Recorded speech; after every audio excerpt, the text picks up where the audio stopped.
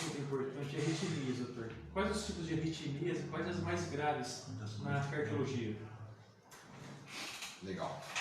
Bom, a arritmia a gente enquadra principalmente em dois tipos. As arritmias que acontecem nos átrios e as arritmias que acontecem nos ventrículos, que são as câmaras dos átrios, a parte de cima do coração, e os ventrículos, a parte de baixo do coração, né?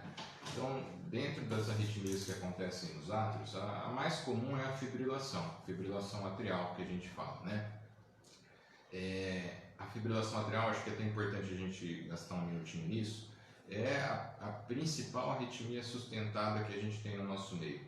Até 1 em cada 20 pessoas tem ou vai ter esse tipo de arritmia. E é mais comum conforme vai envelhecendo a população. Então, é mais comum na faixa etária dos idosos, aí dos 60, 70, 80 anos em diante. O problema da fibrilação atrial, primeiro são sintomas, né? O paciente normalmente tem muita palpitação, pode ter cansaço. E um outro problema muito importante da fibrilação atrial é o risco de AVC. Imagina que a parte de cima do coração, os átrios, eles não estão batendo de forma adequada. Então eles não estão expulsando o sangue de forma adequada da parte de cima do coração. Se esse sangue fica represado lá na parte de cima do coração, ele pode coagular, formar trombo, coágulo. E se esse coágulo se deslocar, ele pode entupir pequenas artérias do corpo. E as principais que sofrem essa consequência são as artérias da cabeça, onde acontece o AVC. Então, todo paciente que tem fibrilação atrial precisa ser avaliado e precisa ser visto se ele tem indicação de tomar um remédio para afinar o sangue, que são os anticoagulantes.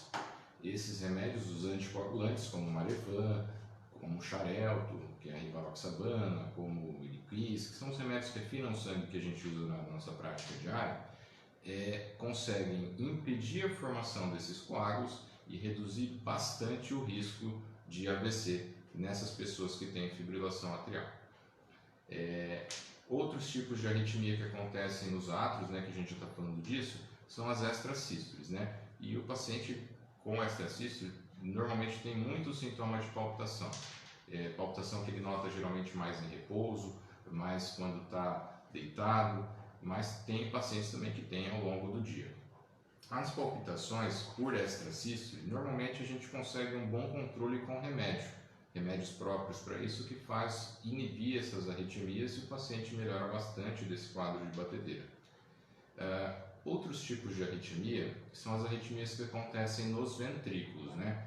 E aí dentro das arritmias que acontecem nos ventrículos, as mais graves são as taquicardias ventriculares, que são arritmias que a gente tem que ter um respeito maior, vamos dizer assim, tem que ter um cuidado maior, porque são arritmias com um potencial de gravidade maior. São aquelas arritmias que têm um risco maior de desmaio, têm um risco maior de parada cardíaca, principalmente se for um paciente que já tem uma doença cardíaca. Então, principalmente um paciente que já tem insuficiência cardíaca, que já tem doença coronária, que já colocou stent, que já tem artérias do coração entupidas, etc. Então, são os pacientes que têm maior risco e que tem que ser acompanhado de perto pelo risco de um desfecho ruim, caso não tenha controle dessas arritmias.